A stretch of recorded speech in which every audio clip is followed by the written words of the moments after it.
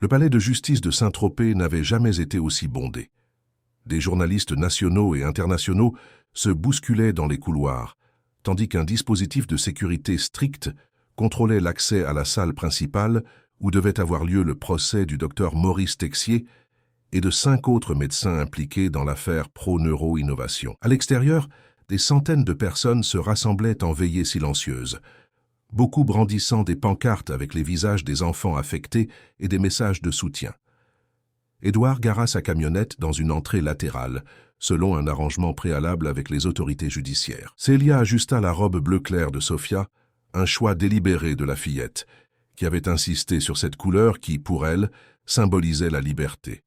Ses cheveux châtain clair, maintenant plus longs et plus sains, étaient attachés en une simple tresse, soulignant ses yeux verts expressifs.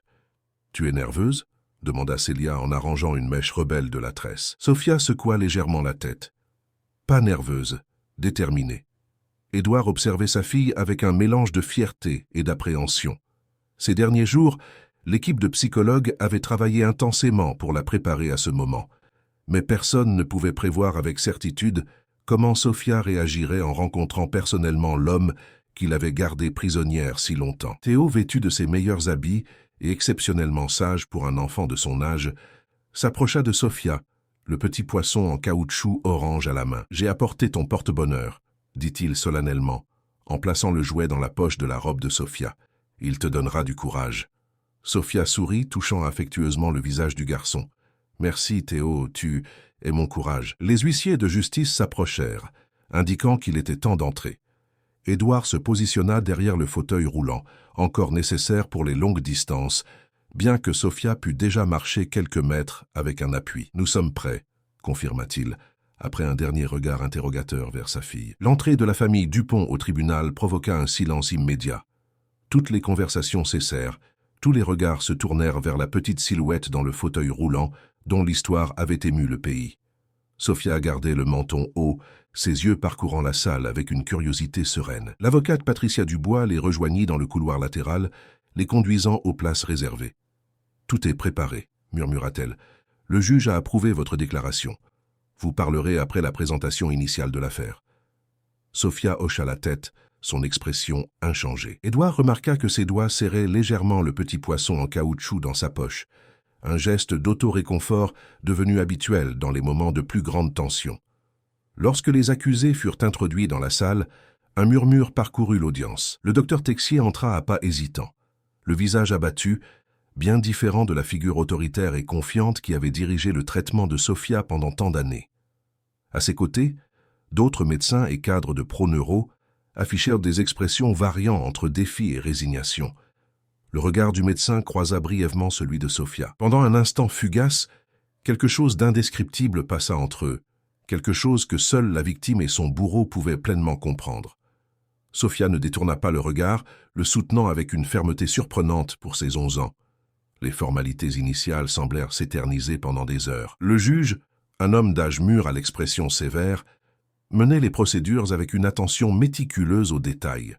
Les procureurs présentèrent l'affaire, une exposition dévastatrice de preuves, de témoignages et de documents incriminants qui brossaient un tableau clair de l'étendue du stratagème criminel. Finalement, le moment pour Sophia de parler arriva. Un silence absolu s'empara du tribunal lorsque le juge annonça « La Cour appelle maintenant Sophia Dupont pour sa déclaration ». Édouard poussa le fauteuil roulant jusqu'à l'espace désigné, le positionnant face au tribunal. Sophia inspira profondément, regardant directement le juge avant de commencer à parler. Sa voix, bien que douce et encore légèrement hésitante, portait une clarté et une détermination qui remplissaient complètement le silence de la salle. « Votre honneur, pendant 10 ans, j'ai été enterrée vivante, » commença-t-elle, chaque mot soigneusement articulé. Mon corps ne répondait pas, mais mon esprit était là, j'entendais, je comprenais, je sentais tout. Elle fit une petite pause, reprenant son souffle. Parler exigeait encore un effort physique considérable. Le tribunal restait dans un silence absolu, des dizaines d'yeux fixés sur la petite figure qui émanait une force surprenante. Le docteur Texier et son équipe me donnaient des injections tous les jours. Ils disaient que c'était pour aider, mais c'était pour me maintenir prisonnière. J'essayais de crier, j'essayais de bouger, mais j'étais piégée à l'intérieur de moi-même. Sophia se tourna légèrement, ses yeux rencontrant ceux du médecin, qui regardait maintenant fixement le sol. « Je me souviens de tout, » continua-t-elle, sa voix gagnant en force. « Je me souviens des conversations, quand il pensait que je ne comprenais pas. Je me souviens des tests, des ajustements de dose, quand je montrais le moindre signe d'amélioration. » Une larme solitaire coula sur le visage du docteur Texier, mais Sophia continua implacable, sa voix maintenant plus ferme.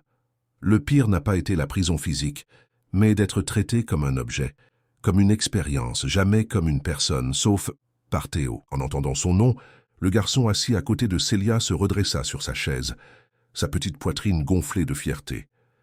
Théo m'a vu quand personne d'autre ne me voyait. Il m'a parlé comme à une personne, et quand il m'a poussé dans la piscine, un doux sourire illumina brièvement son visage. Il m'a donné la chance de me réveiller. Sophia fit une pause plus longue, respirant profondément. L'effort pour parler continuellement était visible, mais sa détermination ne vacillait pas. Je suis ici aujourd'hui, pas seulement pour la justice pour moi. Je suis ici pour les autres enfants, pour ceux qui ont survécu et pour ceux qui n'ont pas eu cette chance. Sa voix se brisa légèrement sur la dernière phrase, mais elle retrouva rapidement son calme. Ce que ces médecins ont fait n'était pas une erreur médicale. C'était un choix. Ils ont choisi d'utiliser des enfants, comme laboratoire. Ils ont choisi de mentir à des familles désespérées. Sophia regarda directement le juge, ses yeux verts brillant intensément. « Votre honneur. Je demande justice, non par vengeance, mais pour qu'aucun autre enfant ne soit enterré vivant comme je l'ai été. » Avec ces derniers mots, Sophia se laissa retomber dans son fauteuil, visiblement épuisée par l'effort, mais avec une expression de profonde sérénité. Le silence dans le tribunal persista plusieurs secondes après qu'elle eut fini, comme si tous avaient besoin de temps pour digérer le poids du témoignage qu'ils venaient d'entendre. Le juge, visiblement ému malgré ses efforts pour maintenir sa contenance professionnelle, remercia Sophia et déclara un bref ajournement. Édouard s'empressa de ramener sa fille à sa place, fier au-delà des mots. « Tu as été incroyable », murmura-t-il tenant la main de Sophia. « J'ai parlé pour nous toutes », répondit-elle simplement. Les procédures qui suivirent semblèrent se dérouler à une vitesse accélérée. Témoignages techniques, argumentation juridique, tentative désespérée de la défense de minimiser la responsabilité des accusés. Mais l'impact du témoignage de Sophia planait sur le tribunal comme une présence tangible, rendant pratiquement impossible toute tentative de relativiser la gravité des crimes. Lorsque le docteur Texier fut appelé à témoigner, son comportement surprit tout le monde. Au lieu de nier les accusations ou de tenter de justifier ses actions, comme il l'avait fait initialement, il admit simplement tout. « Ce que Sophia a dit est vrai », déclara-t-il, la voix brisée par l'émotion. « J'ai commencé avec des intentions que je croyais scientifiques, mais j'ai perdu mon humanité dans le processus. Il n'y a aucune justification à ce que j'ai fait. Je demande seulement que la faute retombe principalement sur moi, et non sur les collègues qui ne faisaient que suivre mes directives. » Cette reconnaissance inattendue de la culpabilité accéléra significativement les procédures. Après des délibérations qui durèrent plusieurs jours, la sentence fut finalement annoncée. Le docteur Texier fut condamné à 25 ans de prison, sans droit à des aménagements de peine initiaux, tandis que les autres médecins reçurent des peines variant de 15 à 20 ans, selon leur degré d'implication. Les cadres de Proneuro-Innovation reçurent des peines similaires, et l'entreprise fut condamnée à verser des indemnités millionnaires à toutes les familles affectées. La une du journal de 20 heures le soir suivant résuma le sentiment général. Justice pour Sophia et les enfants réduits au silence. Fin de l'un des cas de faute médicale les plus choquants de l'histoire de France. Mais pour Sophia et sa famille, la fin du procès marqua non pas une conclusion, mais le véritable début d'un nouveau voyage. 3 mois après la sentence, par un ensoleillé dimanche matin, Édouard observait de la terrasse Sophia faire des pas prudents dans le jardin, appuyée seulement sur une canne légère. Théo marchait à ses côtés, ajustant patiemment son rythme au sien, racontant une histoire élaborée qui faisait sourire Sophia à chaque pas. « Elle est de plus en plus forte », commenta Célia, s'approchant avec 2 tasses de café, en offrant une à Édouard. « La physiothérapeute a dit que dans quelques mois, elle n'aura peut-être même plus besoin de sa canne pour les courtes distances. » Édouard accepta le café avec un sourire de gratitude. Ces derniers mois, Sa relation avec Célia avait évolué silencieusement vers quelque chose de plus profond qu'une simple relation professionnelle. Ils n'avaient pas encore discuté ouvertement de cette transformation, mais tous deux la sentaient grandir naturellement, jour après jour. « Parfois, je me demande si je mérite cette seconde chance », confessa-t-il, observant Sofia se pencher pour examiner une fleur que Théo lui montrait. « J'ai passé 10 ans sans vraiment voir ma propre fille. J'ai accepté tout ce qu'on me disait sans poser de questions. » Célia lui toucha le bras doucement. « Tu as fait ce que tu croyais être le mieux pour elle. Et quand tu as réalisé la vérité, tu as remué ciel et terre pour la sauver. » Édouard couvrit sa main de la sienne, sentant la chaleur réconfortante de ce contact.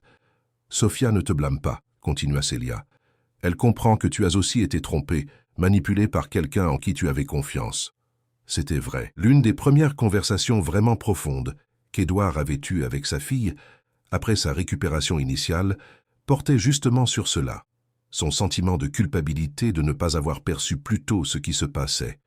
Sofia, avec une sagesse qui le surprenait souvent, avait simplement dit « Tu as aussi été une victime, papa. Nous allons guérir ensemble. » Et c'est ce qu'ils faisaient jour après jour, guérissant ensemble, se redécouvrant mutuellement, construisant une nouvelle relation basée non sur le traumatisme partagé, mais sur la joie de chaque petite victoire. La récupération physique de Sofia continuait d'impressionner tous les spécialistes impliqués. Sa détermination de fer transformait chaque séance de physiothérapie en une opportunité de dépassement.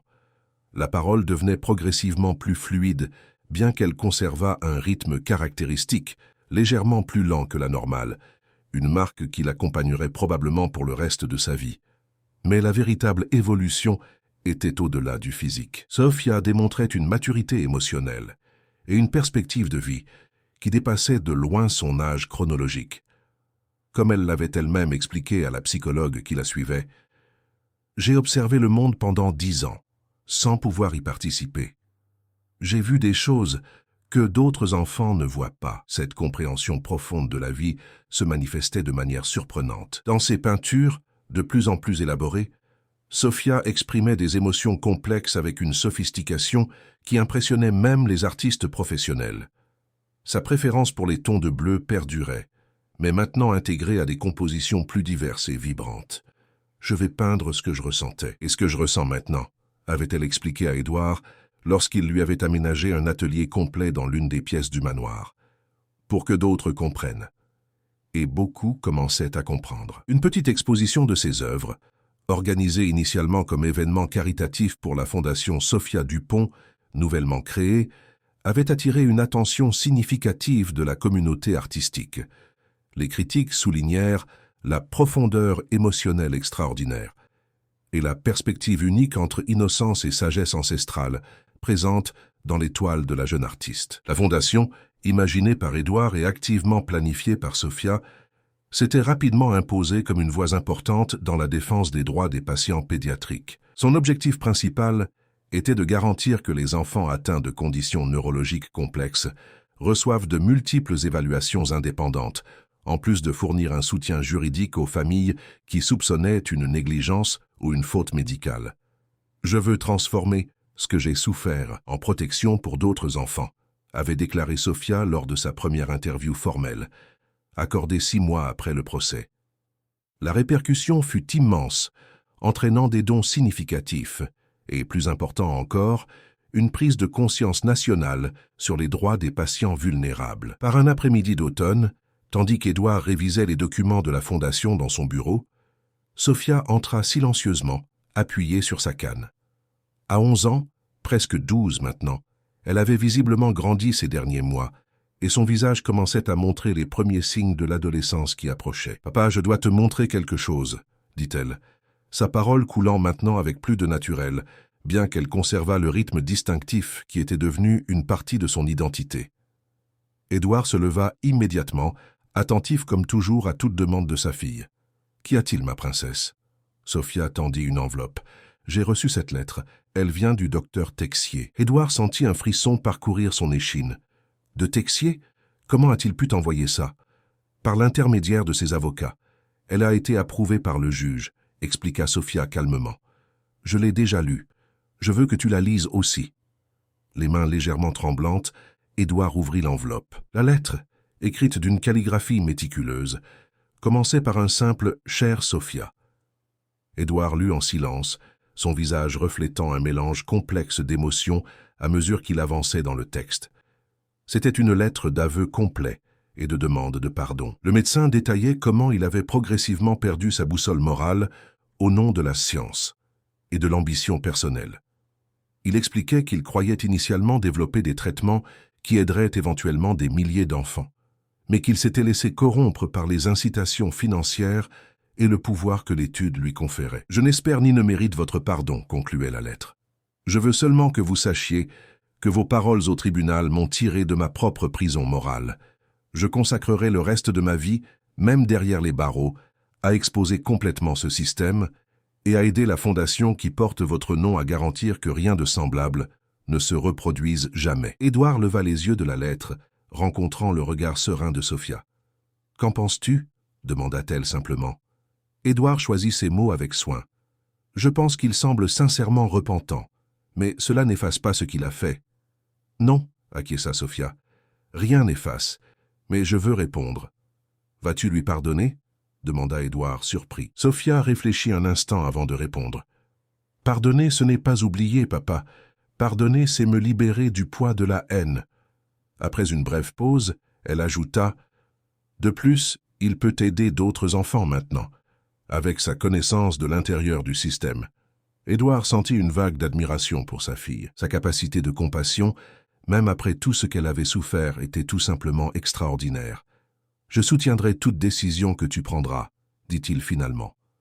Sophia sourit, s'approchant pour l'embrasser, un autre geste qui était devenu progressivement plus naturel pour elle. « Merci, papa, de faire confiance à mon jugement. » Ce soir-là, pendant le dîner, Sophia annonça une décision qui surprit tout le monde. « Je veux retourner à l'école le semestre prochain », déclara-t-elle, entre deux bouchées de la purée de pommes de terre préparée par Célia.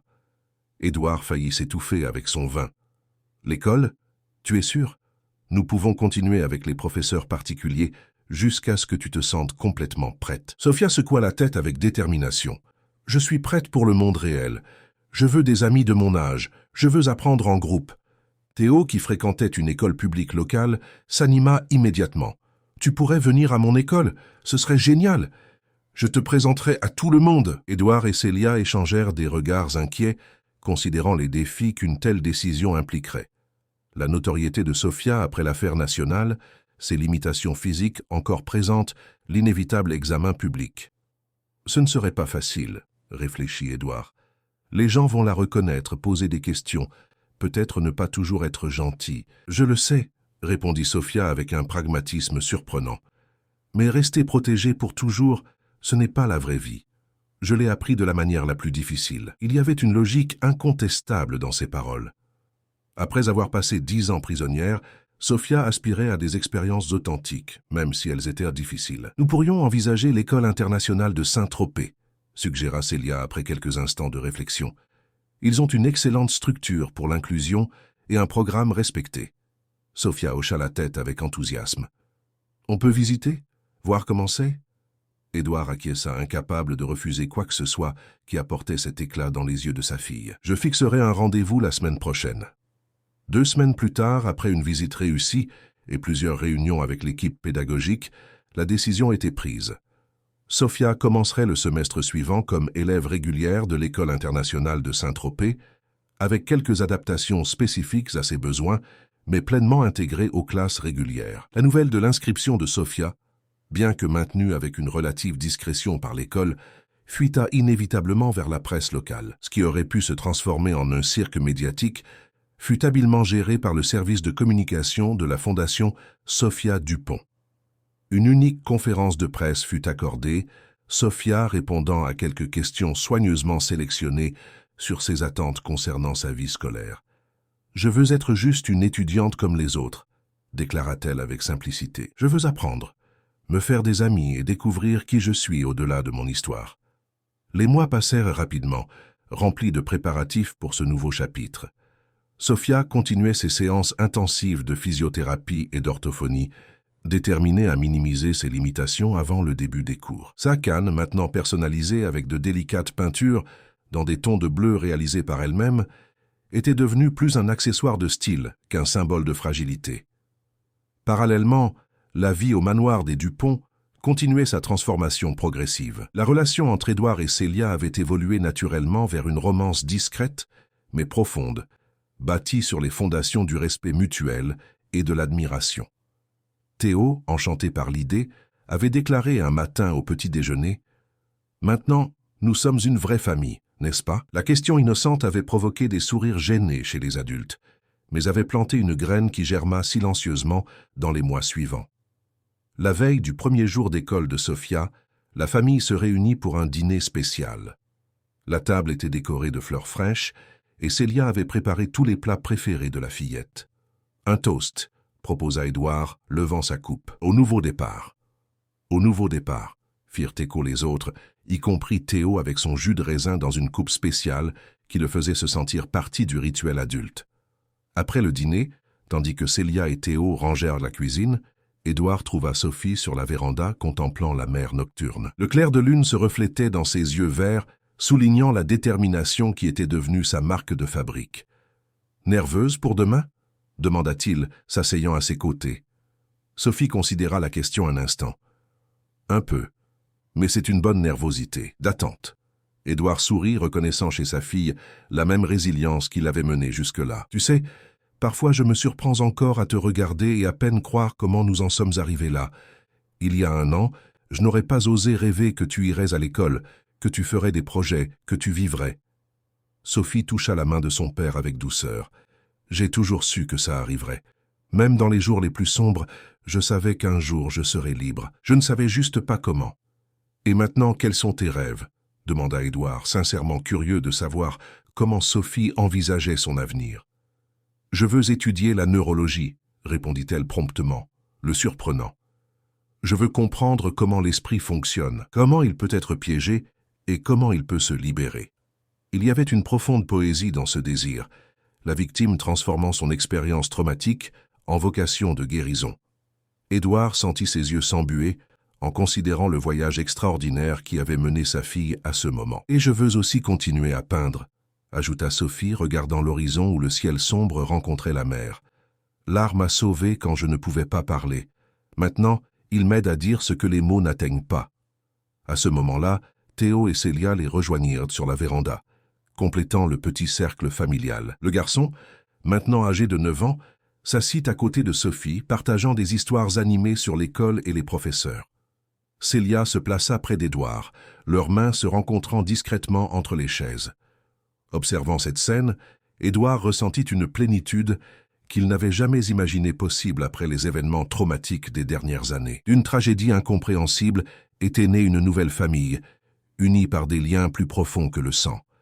Des liens forgés à travers l'adversité, le courage et l'amour inconditionnel.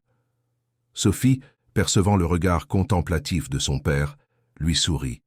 Un sourire plein, sans effort, illuminant son jeune visage d'une joie authentique qui semblait auparavant impossible. « Nous allons bien, papa, » dit-elle simplement. « Nous tous, nous vivons enfin. » Et c'était vrai. Après une décennie d'obscurité, la lumière était revenue non seulement dans les yeux de Sophie, mais dans la vie de tous ceux qui l'entouraient. La jeune fille qui avait été enterrée vive dans son propre corps dansait maintenant, parfois avec des pas hésitants, parfois appuyés sur d'autres, mais toujours avançant, toujours grandissant, toujours libre. Le lendemain matin, vêtue de son nouvel uniforme scolaire et tenant sa canne peinte à la main, Sophie Almeida ferait son premier pas vers un monde de possibilités qui lui avait été autrefois refusé. Non pas comme une victime, non pas comme un symbole, mais simplement comme une fille de presque 12 ans, prête à écrire les prochains chapitres de son histoire extraordinaire. Une histoire qui, comme elle le dirait elle-même des années plus tard lors de son discours de remise des diplômes à la faculté de médecine, ne faisait que commencer. Fin de l'histoire. Chers auditeurs, nous espérons que le parcours de Sophie Almeida a touché vos cœurs. Pour continuer à suivre des histoires tout aussi émouvantes qui célèbrent la force de l'esprit humain, nous avons préparé une playlist spéciale que vous pouvez trouver sur le lien à gauche de la vidéo. Si ce récit a éveillé des émotions en vous, n'oubliez pas de vous abonner à notre chaîne et de laisser un j'aime. Chaque jour, nous vous proposons des histoires uniques qui explorent les complexités de la vie, le dépassement de soi et l'espoir. Partagez dans les commentaires le moment qui vous a le plus touché dans cette histoire et vos réflexions sur l'incroyable parcours de Sophie. Nous sommes impatients de lire vos mots et de nous connecter avec chacun d'entre vous à travers ces récits qui nous rappellent la valeur de la liberté, de la famille et de la capacité humaine à renaître même des circonstances les plus difficiles. Dans les jours qui suivirent l'incident de la piscine, le manoir des Almeida fut envahi par une atmosphère encore plus tendue. Le docteur Texier avait augmenté la fréquence de ses visites, passant désormais des heures entières dans la chambre de Sophie, toujours porte fermée et n'autorisant que l'entrée de son équipe privée. Édouard observait tout avec une inquiétude croissante. La graine du doute plantée ce jour-là au bord de la piscine commençait à germer, nourrie par de petites incohérences qui lui sautaient maintenant aux yeux. Pourquoi Sophie était-elle retombée si rapidement dans son état catatonique après avoir montré des signes si clairs de conscience? Pourquoi le médecin avait-il tant insisté sur cette injection préventive? Tandis qu'il prenait son café sur la véranda donnant sur la mer, Édouard repassait mentalement les 10 dernières années. Il y avait quelque chose de profondément anormal dans toute cette situation, une sensation qu'il ne parvenait pas à définir précisément, mais qui le rongeait de l'intérieur. « Vous avez mal dormi, monsieur Édouard ?» demanda Célia en servant plus de café. « Vous avez de terribles cernes. »« Je n'ai pas pu fermer l'œil, » admit-il, passant la main sur son visage fatigué. « Je n'arrête pas de penser à ce qui est arrivé à Sophie dans la piscine. Vous l'avez vu, Célia. Elle a bougé, elle a fait des sons. »« Oui, monsieur, » répondit la gouvernante avec prudence. « Mais le docteur Texier n'a-t-il pas dit que ce n'était que des spasmes musculaires involontaires, une réaction au choc de l'eau froide ?» Édouard secoua la tête, insatisfait de l'explication. « Pendant 10 ans, j'ai cru tout ce qu'on m'a dit sur l'état de Sophie, mais maintenant, sa voix faiblit. Où est Théo ? » « À l'école, monsieur.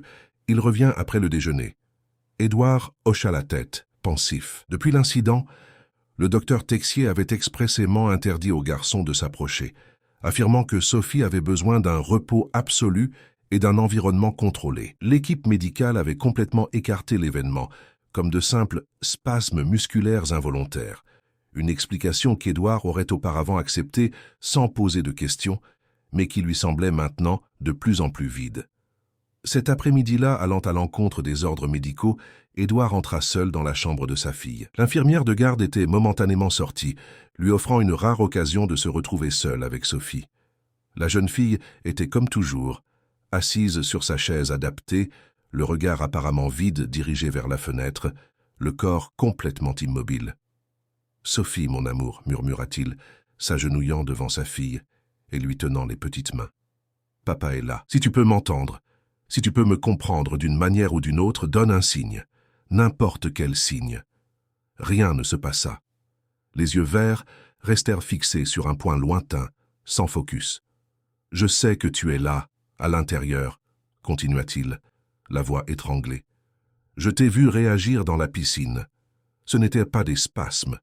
Tu as bougé, ma fille, tu as fait des sons. » Les larmes coulaient librement sur le visage de l'homme d'affaires, tandis qu'il implorait une réponse qui ne venait pas. Finalement, vaincu, il embrassa le front de sa fille et se leva. C'est alors qu'il remarqua quelque chose sur la table de chevet. Une petite planchette avec des annotations médicales. Normalement, tous les registres étaient conservés dans un bureau séparé, loin des regards indiscrets. Intrigué, Édouard prit le document et commença à lire. Il s'agissait de registres de médicaments, d'heures d'administration et de dosage. Quelque chose attira immédiatement son attention. Les doses semblaient extrêmement élevées, bien au-dessus de ce qu'il se souvenait avoir autorisé. La porte de la chambre s'ouvrit brusquement et l'infirmière entra, se figeant en voyant Édouard avec la planchette à la main.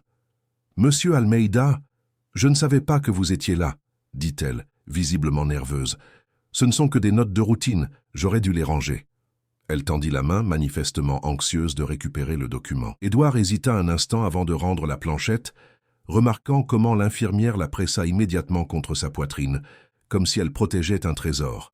« Quels sont ces médicaments ?» demanda-t-il, gardant sa voix calme. « Je ne me souviens pas avoir autorisé de changements récents dans le traitement de Sophie. Ce ne sont que les sédatifs légers et les relaxants musculaires habituels, monsieur, » répondit-elle rapidement. « Pour le confort de Sophie.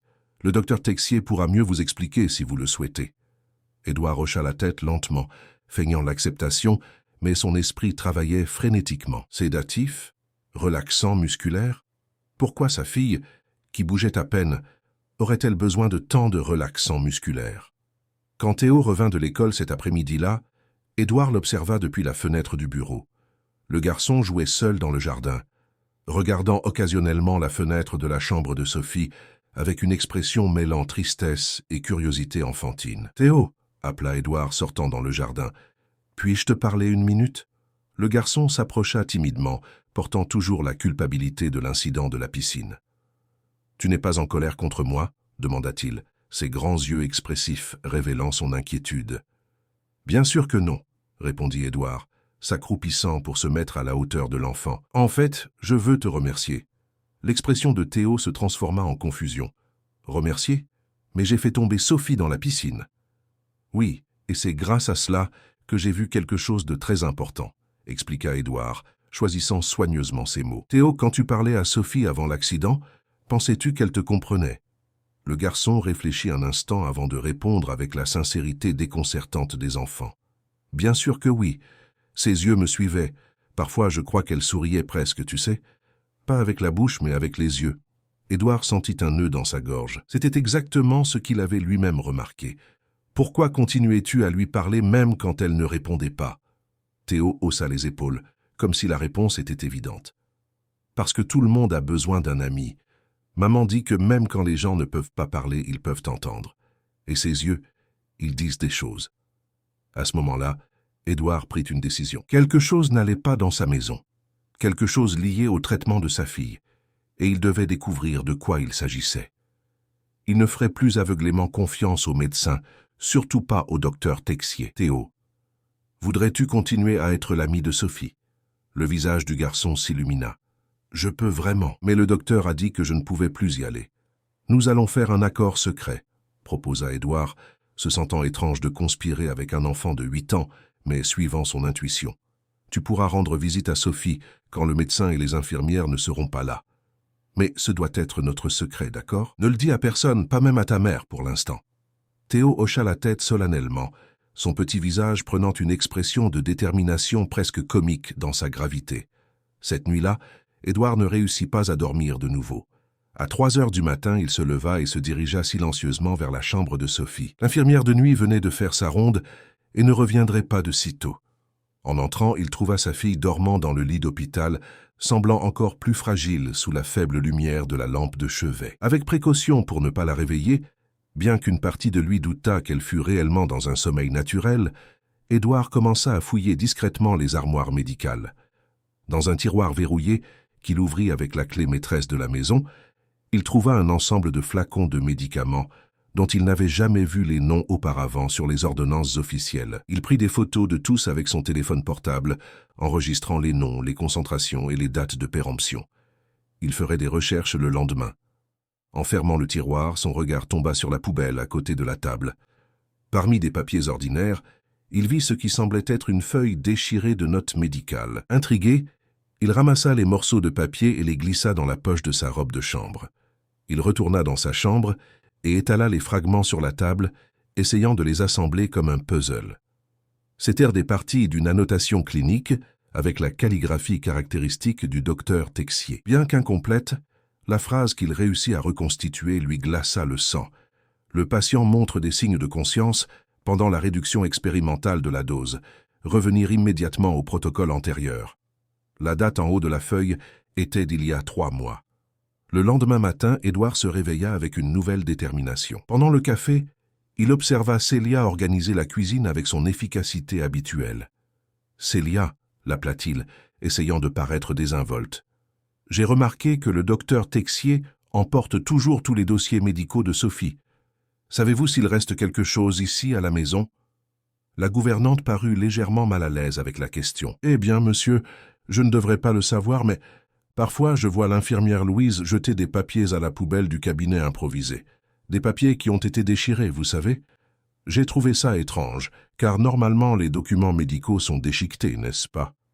Édouard hocha la tête, sentant son cœur s'accélérer. « Et à quelle fréquence cela arrive-t-il ?»« Presque toutes les semaines, après la visite du docteur, » répondit-elle, s'approchant et baissant la voix. « Monsieur Édouard, y a-t-il quelque chose qui ne va pas ?» Vous êtes différent depuis l'accident de la piscine. Édouard hésita. Il faisait confiance à Célia, qui travaillait à la maison depuis presque 2 mois, et avait toujours montré un dévouement sincère. De plus, Théo avait clairement établi un lien spécial avec Sophie. « Célia, je crois que ma fille est consciente, dit-il finalement, et j'ai des raisons de soupçonner que son traitement n'est pas ce qu'il semble être. » Les yeux de la gouvernante s'écarquillèrent. « Vous êtes en train de dire que le docteur Texier, qu'il ne traite pas correctement la jeune fille ?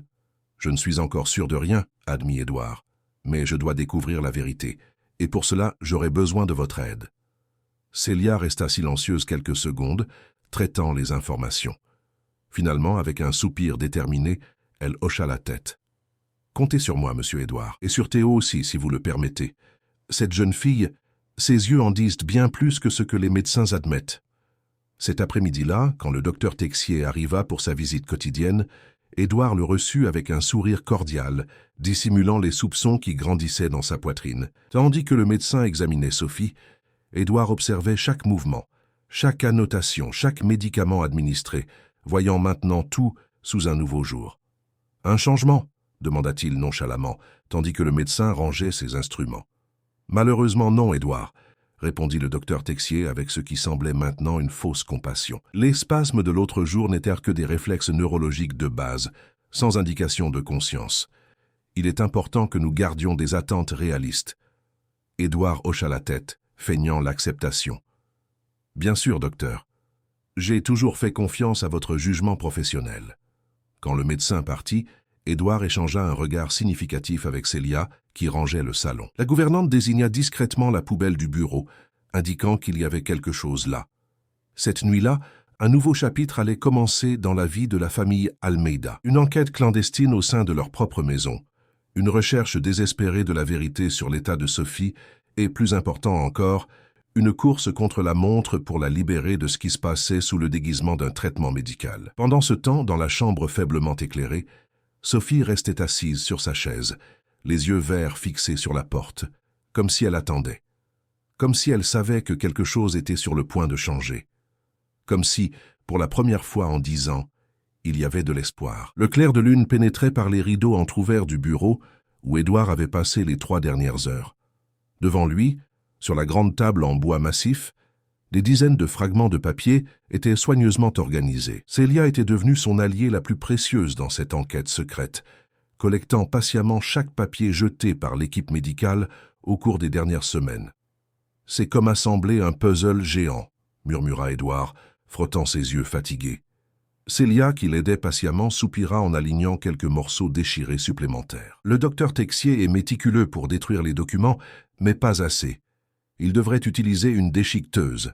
« Heureusement, il ne le fait pas, » répondit Édouard, insérant un autre fragment à l'ensemble qui commençait à former un motif cohérent. Les découvertes des dernières semaines avaient été perturbantes. Les fragments déjà rassemblés révélaient que Sophie recevait des doses extraordinairement élevées de sédatifs et de relaxants musculaires, 4 fois supérieures à ce qui était recommandé pour une enfant de son âge et de son poids. Des annotations dans les marges, telles que signes de conscience observés, ajuster la sédation et réaction à la stimulation verbale, augmenter la dose nocturne, confirmaient les pires soupçons d'Édouard.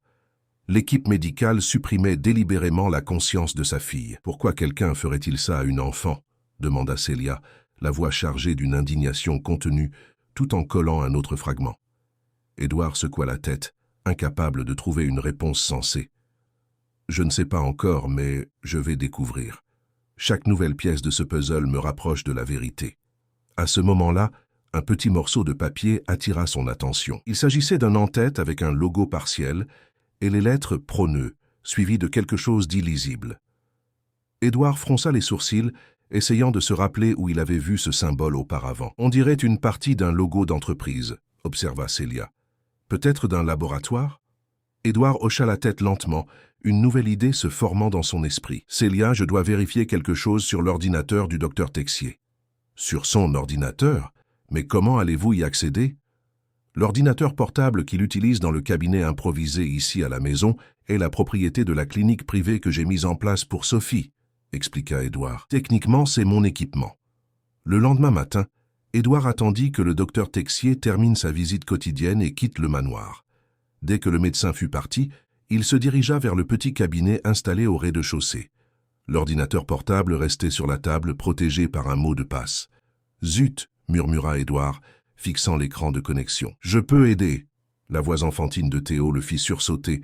« Théo, tu ne devrais pas être à l'école ?»« Aujourd'hui, c'est un jour férié municipal, » expliqua le garçon avec un sourire. « Jour de la fondation de la ville. » Édouard sourit, reconnaissant l'opportunité inattendue.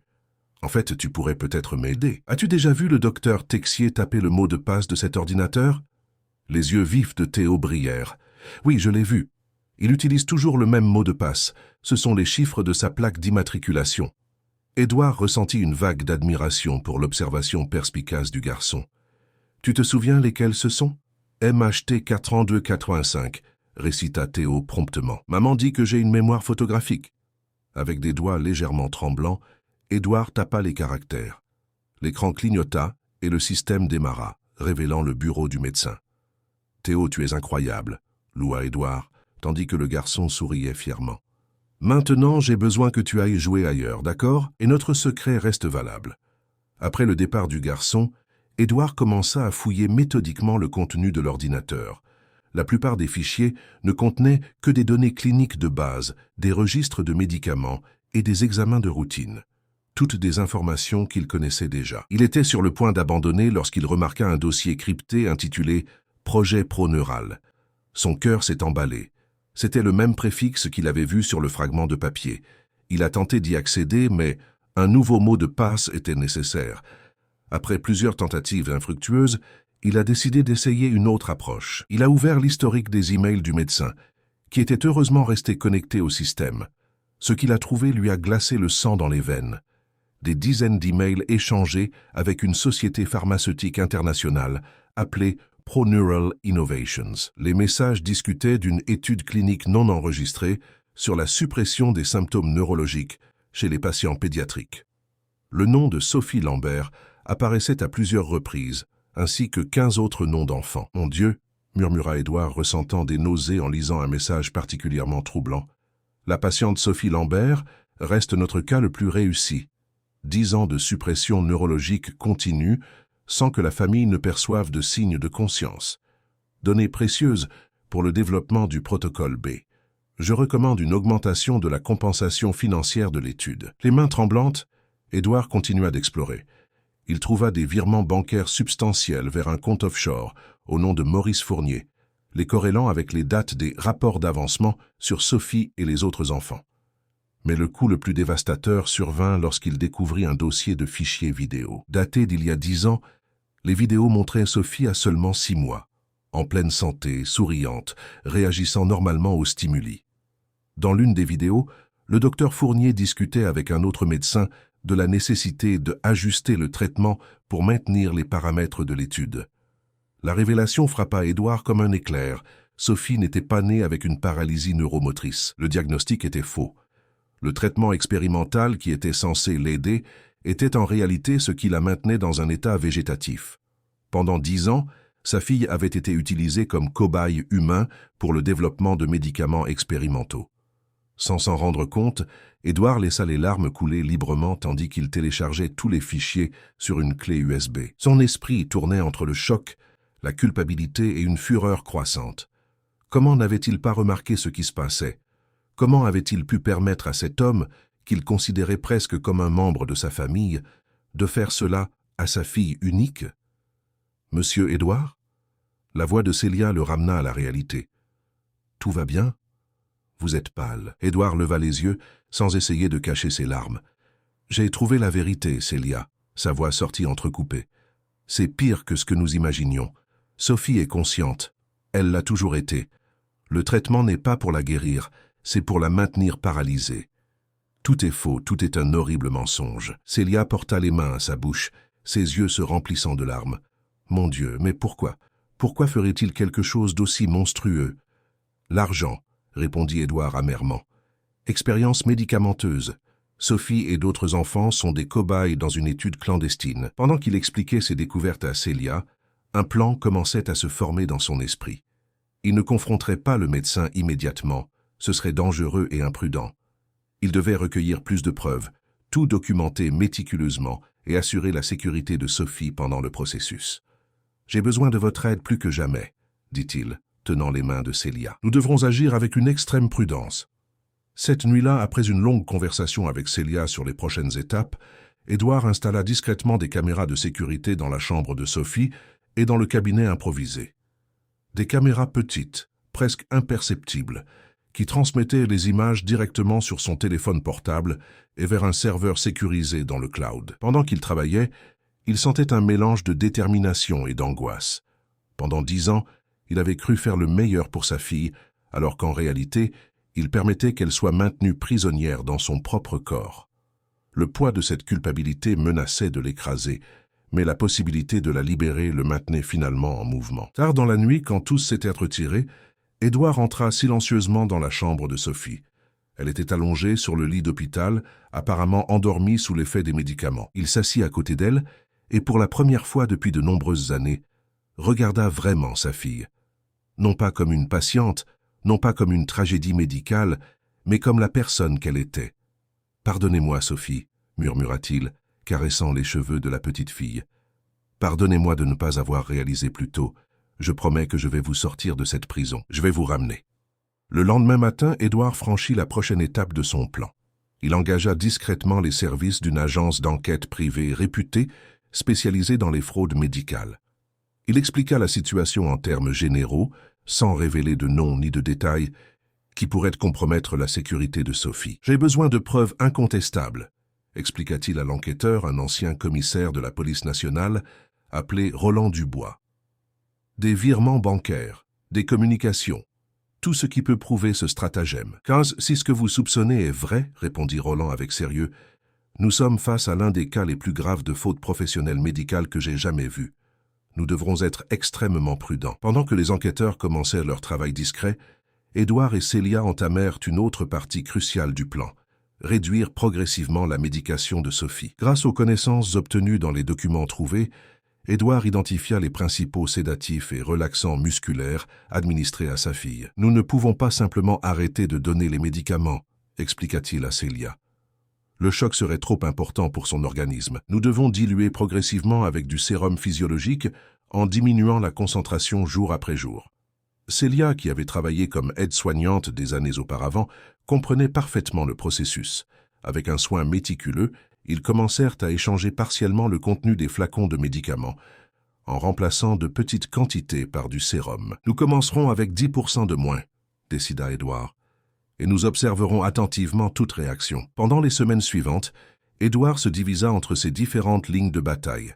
Surveiller Sophie constamment via les caméras cachées, revoir les enregistrements à la recherche de tout comportement suspect de l'équipe médicale, coordonner le travail des enquêteurs privés et par-dessus tout, continuer à simuler la normalité face au docteur Fournier. Chaque visite du médecin devenait un test pour son self-control.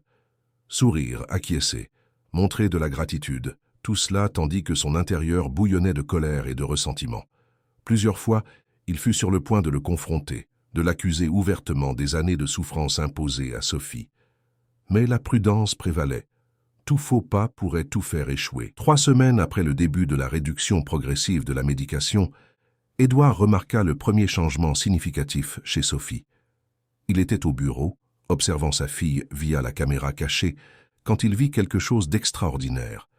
Sophie cligna des yeux délibérément, un mouvement différent du clignement automatique occasionnel. Ses doigts se contractèrent aussi légèrement, comme s'il testait sa capacité de mouvement.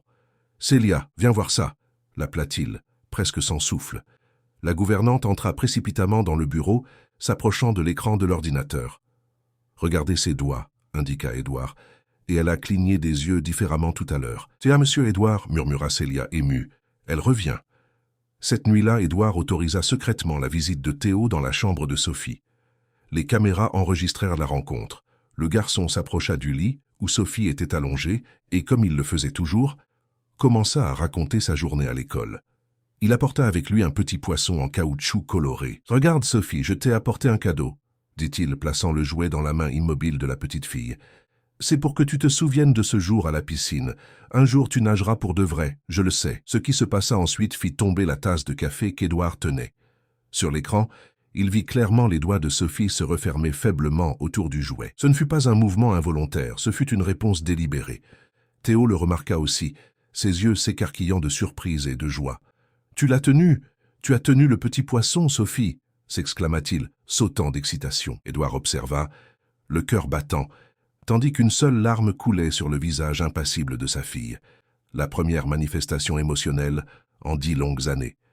Cette larme solitaire était plus qu'une réaction physique. C'était un message, une preuve que Sophie était là, piégée dans son propre corps, consciente et luttant pour communiquer. C'était aussi le signe dont Édouard avait besoin pour être absolument certain qu'il était sur la bonne voie. Pendant ce temps, sur un autre front, les enquêteurs privés envoyèrent leur premier rapport détaillé. Ils avaient découvert un réseau complexe de transactions financières liant le docteur Fournier à ProNeural Innovation. Plus important encore, ils avaient localisé des emails et des documents prouvant que le médecin avait falsifié les résultats des examens neurologiques de Sophie depuis son enfance. « Nous construisons un dossier solide », expliqua Roland, montrant les documents à Édouard. « Mais nous avons besoin de plus de temps pour retracer toutes les connexions et identifier toutes les personnes impliquées. Cette opération est plus grande que nous ne l'imaginions initialement. » Édouard accepta de donner plus de temps aux enquêteurs, mais son cœur de père se serrait chaque jour que Sophie restait sous le contrôle de ceux qui l'avaient emprisonnée. Le temps semblait s'étirer tandis que les preuves s'accumulaient et que le plan prenait forme. Le tournant décisif survint de manière inattendue. Un après-midi, tandis qu'elle supervisait le remplacement des médicaments, Célia trouva une clé USB cachée au fond d'un tiroir du cabinet improvisé.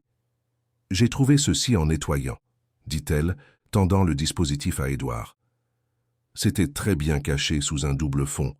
Les mains tremblantes, Édouard inséra la clé USB dans l'ordinateur. Elle était protégée par un mot de passe, mais après plusieurs tentatives, il réussit à y accéder en utilisant la même combinaison que pour l'ordinateur portable. Le contenu était stupéfiant. Des tableurs détaillés documentant l'étude ProNeural au fil des ans, avec les noms, les dosages, les réactions et les compensations financières. Le nom de Sophie Lambert était en tête de liste comme sujet principal, le cas le plus long et le plus réussi de l'étude. Dans l'un des dossiers, Édouard trouva des vidéos datées de la première année de vie de Sophie, montrant clairement son développement normal jusqu'à ce qu'elle commence à recevoir les thérapies expérimentales. L'une des vidéos montrait le docteur Fournier discutant froidement avec des collègues sur la manière de calibrer la sédation pour maintenir l'immobilité sans supprimer les fonctions vitales. « Nous avons tout ce dont nous avons besoin », dit Édouard, la voix étranglée par l'émotion et la détermination. « Il est temps d'en finir. » Cette nuit-là, tandis qu'il observait Sophie dormir via les caméras, Édouard finalisa chaque détail de son plan. Le piège était tendu. La vérité serait révélée. Et Sophie, sa fille, sa princesse, sa raison de vivre, aurait enfin une chance de liberté. Le cœur lourd mais résolu, Édouard envoya un message au docteur Fournier sollicitant une réunion spéciale au manoir pour discuter de nouveaux traitements prometteurs pour Sophie. La date fut fixée à 3 jours plus tard.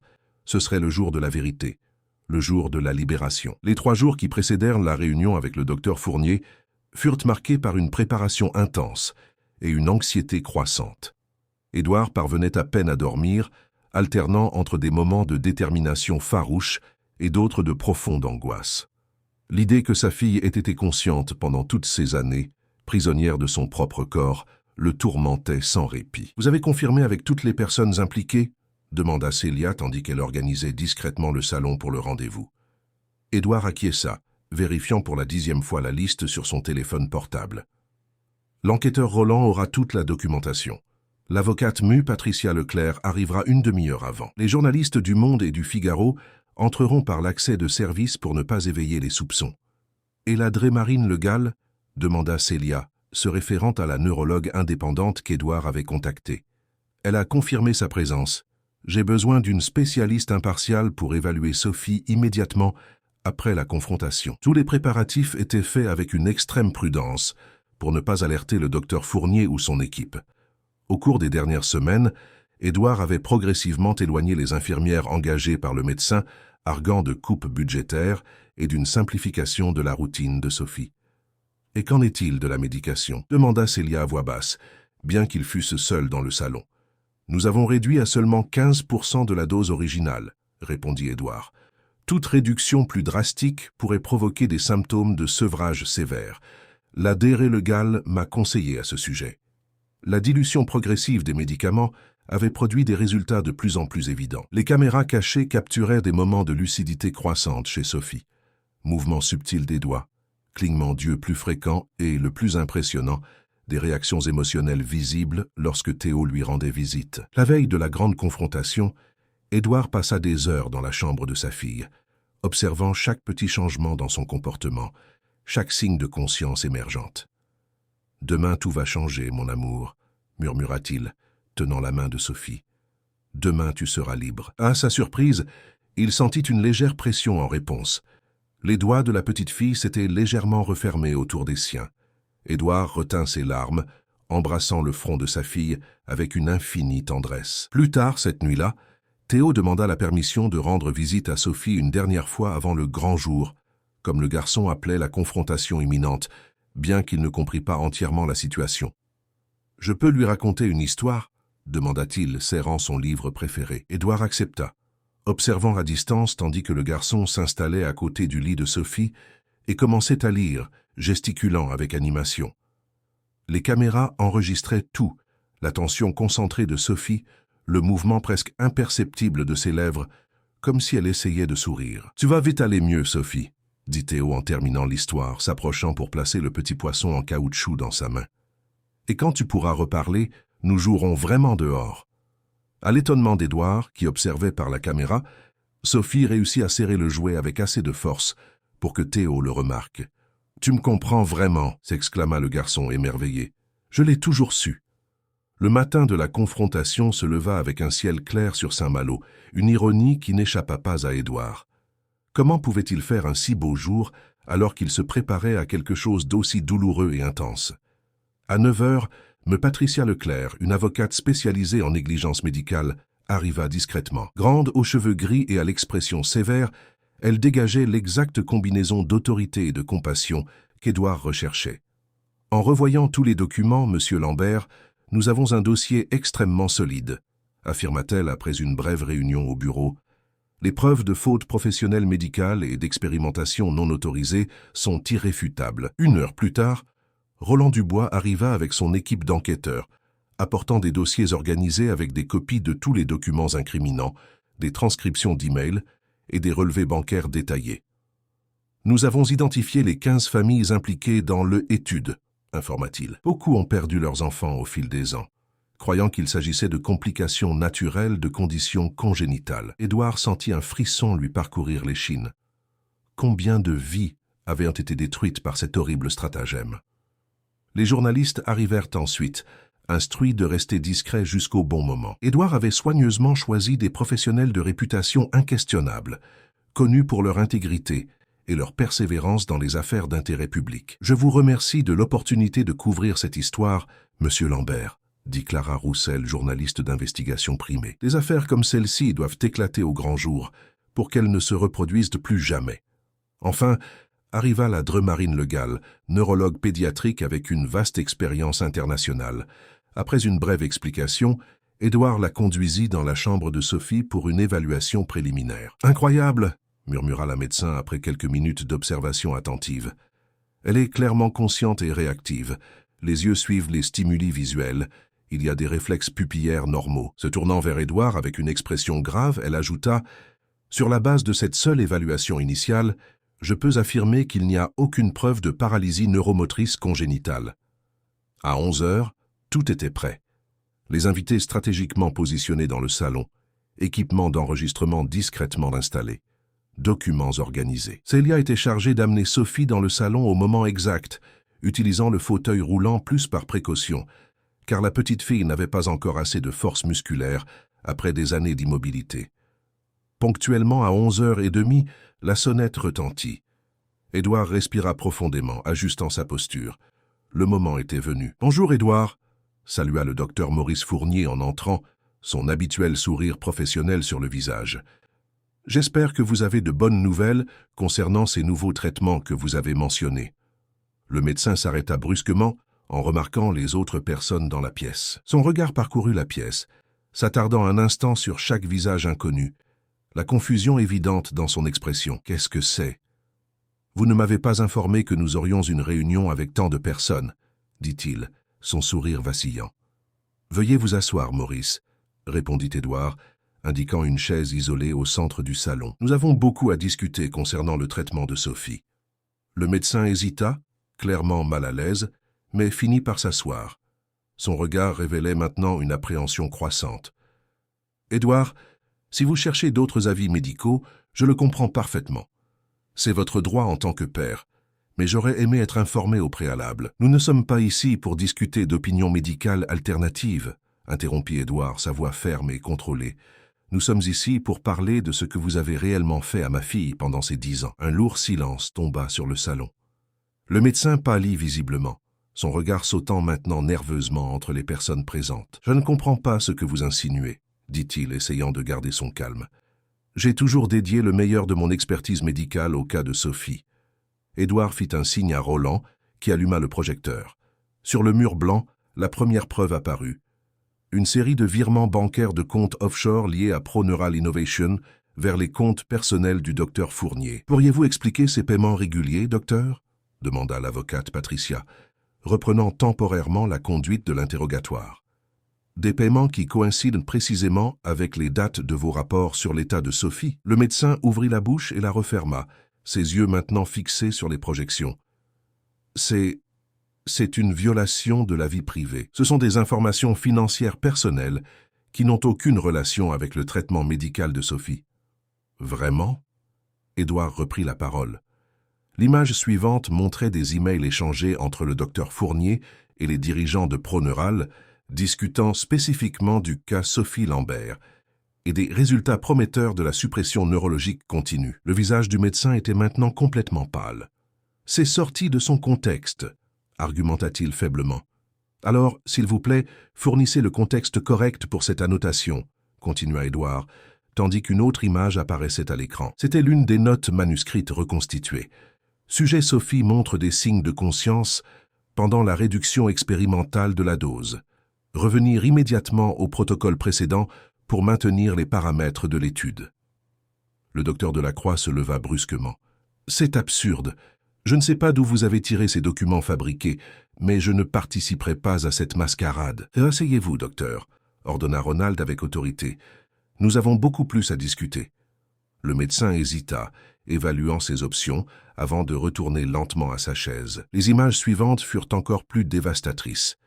Des vidéos récupérées de la clé USB secrète, montrant Sophie à l'âge de 6 mois, clairement saine et réactive, tandis que le docteur Delacroix lui-même discutait avec des collègues du lancement du protocole expérimental.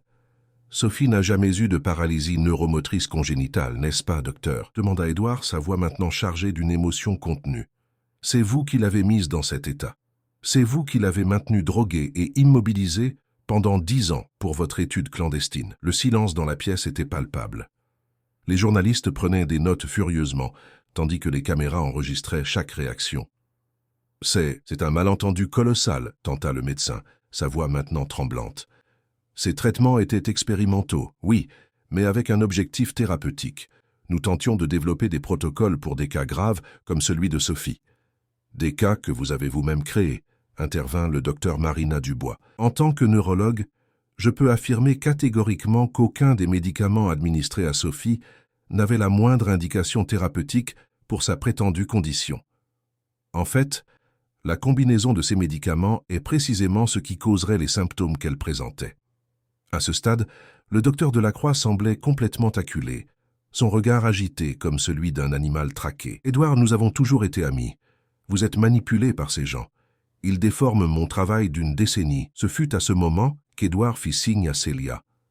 La gouvernante entra lentement dans la pièce, poussant le fauteuil roulant où Sophie était assise. Contrairement à toutes ses apparitions publiques précédentes, la jeune fille était maintenant visiblement alerte. Ses yeux verts parcoururent la pièce, s'arrêtant quelques secondes sur chaque personne, jusqu'à finalement trouver le docteur Delacroix. Un silence absolu s'empara de l'ambiance. Édouard s'approcha de sa fille, s'agenouillant à ses côtés.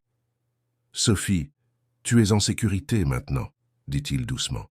« Personne ne te fera plus de mal, ni ne te maintiendra prisonnière. Le médecin observait la scène avec une horreur croissante. L'évidence de conscience dans le regard de Sophie était indéniable. « C'est impossible », murmura-t-il. « Elle devrait être... cédée » compléta Édouard. « Oui, elle devrait l'être. Mais nous avons progressivement réduit sa médication ces dernières semaines. Et savez-vous ce que nous avons découvert? Que ma fille est parfaitement consciente. Elle l'a toujours été. » Sophie bougea lentement sa main, atteignant le petit poisson en caoutchouc que Théo avait mis dans la poche latérale du fauteuil roulant. Avec un effort visible, elle réussit à le tenir, le soulevant légèrement. « Mon Dieu !» murmura l'un des journalistes, tandis que les caméras enregistraient ce moment historique. « Sophie récupère progressivement le contrôle moteur », expliqua le docteur Dubois.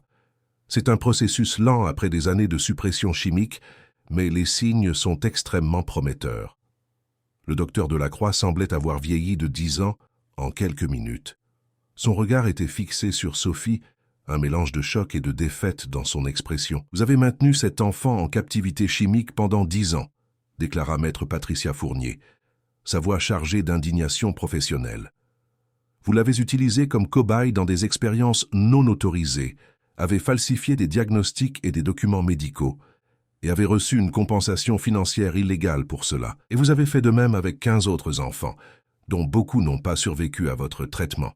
Je ne faisais que suivre des protocoles de recherche, murmura le médecin défensivement. La science exige des sacrifices pour le progrès. Édouard ne put plus se contenir. Il s'avança rapidement, s'arrêtant à quelques centimètres du visage du médecin. Des sacrifices? Vous avez volé 10 ans de la vie de ma fille. 10 ans qui ne pourront jamais être récupérés. La tension dans la pièce atteignit son paroxysme. Ce fut à ce moment que quelque chose d'extraordinaire se produisit. Un son rauque et faible, mais reconnaissable, vint de la direction de Sophie. Tous se tournèrent. La jeune fille regardait directement le docteur Delacroix, ses lèvres tremblantes sous l'effort de former des mots. Après plusieurs tentatives, elle réussit finalement. « Ça suffit. » Un seul mot, prononcé avec difficulté, mais chargé d'une force émotionnelle écrasante. Le premier mot intentionnel de Sophie en 10 ans. L'impact fut immédiat. Le docteur Delacroix s'effondra sur sa chaise, vaincu. Les journalistes échangèrent des regards incrédules, tandis que les enquêteurs confirmaient que tout était dûment enregistré. « C'est suffisant pour que nous procédions légalement », déclara l'avocate, rangeant ses documents. « Docteur Delacroix, vous êtes formellement informé de ne pas quitter le pays. Les autorités ont déjà été prévenues et seront ici sous peu pour vous emmener pour une déposition formelle. » Comme pour confirmer ces paroles, des sirènes commencèrent à se faire entendre au loin, s'approchant rapidement du manoir. Édouard entendit à peine le reste de la conversation. Il était agenouillé à côté de Sophie, tenant ses mains, des larmes coulant librement sur son visage. « Tu as réussi, ma princesse », lui chuchotait-il. « Tu es si forte, si courageuse. » Théo, qui observait tout depuis la porte avec des yeux écarquillés, s'approcha timidement. « Sophie a parlé !» s'exclama-t-il avec un sourire radieux. Édouard fit signe au garçon de s'approcher. Théo courut vers le fauteuil roulant, prenant l'autre main de Sophie. « Je savais que tu pouvais le faire », dit-il avec la simplicité honnête des enfants. « Maintenant, nous pouvons être de vrais amis. » Les yeux de Sophie se remplirent de larmes, une autre réaction émotionnelle qui avait été chimiquement supprimée pendant tant d'années. Une seule larme coula sur son visage pâle, tandis que ses doigts serraient légèrement les mains qui la tenaient. Son père d'un côté, son petit sauveur de l'autre. Tandis que les autorités entraient dans le manoir et que le docteur Delacroix était formellement arrêté pour interrogatoire, Édouard savait qu'un long voyage ne faisait que commencer. La récupération de Sophie serait lente et difficile. Il y aurait des batailles légales, médicales et émotionnelles à venir. Mais en regardant le visage de sa fille, en y voyant la conscience, la détermination et même l'espoir dans ses yeux verts, Édouard ressentit quelque chose qu'il n'avait pas éprouvé depuis longtemps. La paix. La vérité avait finalement éclaté, et avec elle, la chance d'un nouveau départ. « Rentrons à la maison, Sophie », dit-il doucement, bien qu'ils fussent déjà chez eux. Mais tous deux comprirent la véritable signification. Pour la première fois en 10 ans, le manoir des Dubois cesserait d'être un hôpital-prison pour devenir enfin un foyer. Les mois qui suivirent la confrontation avec le docteur Delacroix transformèrent complètement le manoir des Dubois. L'espace, auparavant clinique et hospitalier, pulsait maintenant de vie. Édouard retira les équipements médicaux inutiles, les remplaçant par des meubles colorés, et adapté à une fille de 10 ans. Les murs, autrefois blancs, prirent des tons de bleu, couleur que Sophie indiquait comme sa préférée par de petits mouvements de main lorsqu'Édouard lui présentait des échantillons. Les fenêtres, auparavant couvertes pour éviter les stimuli excessifs, laissaient maintenant la lumière naturelle inonder les pièces. La récupération physique avançait lentement, suivant le rythme planifié par l'équipe multidisciplinaire réunie par Édouard. Dirigée par le docteur Marina Dubois, l'équipe comprenait des kinésithérapeutes, des orthophonistes et des psychologues spécialisés dans les cas complexes. La désintoxication complète prendra du temps, expliquait le docteur Dubois lors d'une réunion. Les médicaments ont profondément affecté son développement neuromusculaire, mais le cerveau humain possède une plasticité incroyable, surtout chez les enfants. Les premières semaines furent difficiles. Avec la suspension des médicaments, Sophie expérimenta des symptômes de sevrage, tremblements occasionnels, altération du sommeil, moments d'agitation. Édouard passait des nuits entières à ses côtés, tenant sa main lors des épisodes les plus intenses. « Je suis là, princesse !» lui chuchotait-il. « Ça va passer, chaque jour sera meilleur. » Célia devint une présence fondamentale dans le processus. Son expérience d'aide-soignante lui permit d'assumer naturellement de nombreux soins quotidiens de Sophie. « Elle a réussi à tenir la cuillère seule pendant 5 secondes aujourd'hui », commenta Célia un après-midi. La kinésithérapeute a dit que les progrès étaient plus rapides que prévu. Mais la véritable étoile de la récupération était Théo. Le garçon transforma ce qui aurait été de monotones séances de kinésithérapie en jeux et découvertes. Il créa des jeux avec le petit poisson en caoutchouc, désormais un objet presque sacré pour Sophie, l'encourageant à l'atteindre avec des mouvements de plus en plus amples. « Maman dit que je peux appeler Sophie ma sœur », commenta Théo un jour. « Je peux vraiment ?» Édouard sentit un nœud dans la gorge. « Bien sûr que oui. En fait, tu lui as sauvé la vie. » Parallèlement à la récupération de Sophie, le processus légal se déroulait contre le docteur Delacroix et Proneuro. L'affaire avait pris des proportions nationales. Les 15 familles identifiées par l'enquête furent contactées, beaucoup découvrant avec horreur la vérité sur la condition de leurs enfants. 7 de ces enfants n'ont pas résisté au traitement, rapporta Ronald Dantas, l'enquêteur. Les familles sont dévastées, mais déterminées à obtenir justice. Maître Patricia Fournier coordonnait l'équipe juridique, préparant un procès collectif historique. Des documents internes de l'entreprise révélaient un stratagème pour tester des médicaments expérimentaux sur des enfants vulnérables. Ils recherchèrent spécifiquement des familles aisées, expliqua Patricia, et toujours des enfants avec une condition initiale légère qui pourrait justifier des interventions plus invasives. 3 mois après la confrontation, Sophie atteignit un jalon significatif. Elle prononça sa première phrase complète. Elle était dans le jardin avec Théo quand elle articula clairement « Lance plus près, Théo ». Le garçon se figea avant d'exploser de joie. Édouard, qui travaillait dans le bureau, arriva en courant. « Tu as parlé !» s'exclama-t-il. « Une phrase entière !» Sophie hocha la tête et ajouta « Je reviens, papa ». Les mots commencèrent à affluer avec une facilité croissante, bien que toujours prononcés lentement. 6 mois plus tard, Sophie bougeait déjà les bras avec un contrôle raisonnable. Lors d'une séance de thérapie occupationnelle, elle surprit tout le monde en demandant « Je veux peindre ». La thérapeute fournit du matériel adapté, des pinceaux à gros manches, des peintures non toxiques et de grandes feuilles sur des supports inclinés. Dans les semaines suivantes, la peinture devint sa thérapie favorite, évoluant de tâches abstraites à des formes reconnaissables. Sophie montrait une prédilection spéciale pour les tons de bleu. Interrogée, elle répondit « Le bleu, c'est la liberté ». 8 mois après la confrontation, Sophie réussit à se tenir debout pour la première fois, utilisant des équipements de soutien. « Je suis grande », plaisanta-t-elle, émerveillée par la nouvelle perspective. La même semaine, le procès fut finalement programmé. « Je veux parler au tribunal », déclara Sophie étonnamment. Malgré les préoccupations initiales, Édouard comprit l'importance thérapeutique de l'acte. Après consultation de l'équipe médicale, il fut décidé que Sophie pourrait faire une brève déclaration. Le palais de justice de Biarritz était bondé le jour du procès. Journalistes et citoyens s'agglutinaient, tandis qu'un rigoureux dispositif de sécurité contrôlait l'accès. Sophie portait une robe bleu clair, couleur qui pour elle symbolisait la liberté. L'entrée de la famille Dubois provoqua un silence immédiat. Sophie maintenait le menton haut, les yeux parcourant la salle avec sérénité. Lorsque les accusés furent amenés, Le regard de Sophie croisa brièvement celui du docteur Delacroix.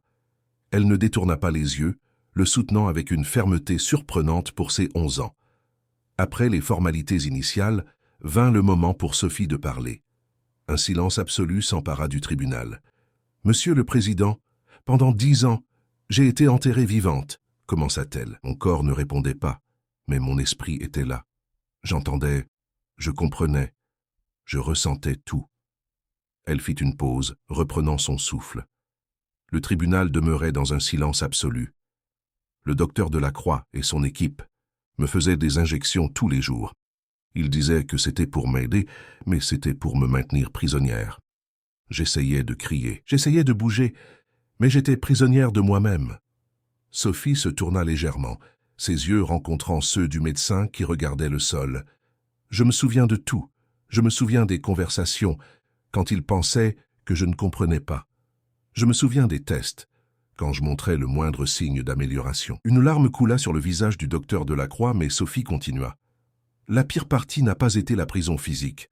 Ce fut d'être traité comme un objet, comme une expérience, jamais comme une personne, sauf par Théo. Il m'a vu quand personne d'autre ne me voyait. Et quand il m'a poussé dans la piscine, il m'a donné la chance de me réveiller. Respirant profondément, elle conclut « Je suis ici aujourd'hui, non seulement pour ma propre justice, je suis ici pour les autres enfants. Ce que ces médecins ont fait, ce n'était pas une erreur médicale, c'était un choix. Ils ont choisi d'utiliser des enfants, comme laboratoire. Je demande justice, pour qu'aucun autre enfant ne soit enterré vivant comme je l'ai été. » Le docteur Delacroix, lors de sa déposition, surprit tout le monde en admettant tout. « Ce que Sophie a dit est vrai.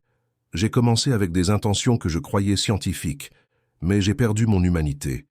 Il n'y a aucune justification pour ce que j'ai fait. » Après délibération, la sentence fut annoncée, 25 ans de prison pour le docteur Delacroix, sans possibilité de libération conditionnelle anticipée. Les autres médecins reçurent des peines entre 15 et 20 ans. Proneuro fut condamné à verser des indemnités millionnaires aux familles. 3 mois après le jugement, Édouard observait depuis la terrasse tandis que Sophie marchait dans le jardin avec une canne légère, décorée par elle-même de peintures au ton de bleu. Théo l'accompagnait, ajustant son rythme au sien. « Elle est de plus en plus forte », commenta Célia, s'approchant avec 2 tasses de café. La kinésithérapeute a dit que dans quelques mois, elle n'aura peut-être même plus besoin de sa canne pour de courtes distances. Édouard accepta le café avec gratitude. Sa relation avec Célia avait évolué vers quelque chose de plus profond qu'une relation professionnelle. « Parfois, je me demande si je mérite cette seconde chance », confessa-t-il. « J'ai passé 10 ans sans vraiment voir ma fille. » Célia toucha son bras. « Vous avez fait ce que vous croyiez être le mieux. Et quand vous avez réalisé la vérité, vous avez remué ciel et terre pour la sauver. » La récupération de Sophie continuait d'impressionner les spécialistes. Sa parole devenait progressivement plus fluide, bien qu'elle conservât encore un rythme caractéristique. Une petite exposition de ses peintures attira une attention significative, avec des critiques soulignant la profondeur émotionnelle extraordinaire des œuvres. La Fondation Sophie Dubois s'établit rapidement comme une importante défenseur des droits des patients pédiatriques, garantissant que les enfants atteints de conditions neurologiques complexes reçoivent de multiples évaluations indépendantes. Un après-midi d'automne, Sophie surprit tout le monde pendant le dîner. « Je veux retourner à l'école le semestre prochain », déclara-t-elle. « L'école, tu es sûre ?» demanda Édouard, surpris. Sophie hocha la tête avec détermination. « Je suis prête pour le monde réel. Je veux des amis de mon âge. » « Rester protégée pour toujours n'est pas la vraie vie, » expliqua-t-elle. « Je l'ai appris de la manière la plus difficile. » Après des visites et des réunions, la décision fut prise. Sophie commencerait comme élève régulière à l'école internationale de Biarritz, avec des adaptations spécifiques, mais intégrées aux classes régulières. La veille du premier jour d'école, la famille se réunit pour un dîner spécial. « Un toast », proposa Édouard, au nouveau commencement. Plus tard, il trouva Sophie sur le balcon contemplant la mer nocturne. « Nerveuse pour demain » demanda-t-il. « Un peu, mais c'est une bonne nervosité, d'attente. »« Et maintenant, quels sont tes rêves » demanda Édouard. « Je veux étudier la neurologie » répondit Sophie. « Je veux comprendre comment l'esprit fonctionne, comment il peut être piégé et comment il peut se libérer. Et je veux continuer à peindre. L'art m'a sauvé quand je ne pouvais pas parler. » Théo et Célia les rejoignirent, complétant le petit cercle familial. D'une tragédie était née une nouvelle famille, unie par des liens forgés à travers l'adversité et l'amour inconditionnel. « Nous allons bien, papa, » dit Sophie avec un sourire épanoui. « Nous tous. Nous vivons enfin. » Le lendemain matin, vêtue de son uniforme scolaire et tenant sa canne peinte à la main, Sophie Dubois ferait son premier pas vers un monde de possibilités. Non pas comme une victime, mais comme une fille de presque 12 ans, prête à écrire les prochains chapitres de son histoire extraordinaire. Une histoire qui, comme elle le dirait elle-même des années plus tard lors de son discours de remise de diplôme à la faculté de médecine, ne faisait que commencer.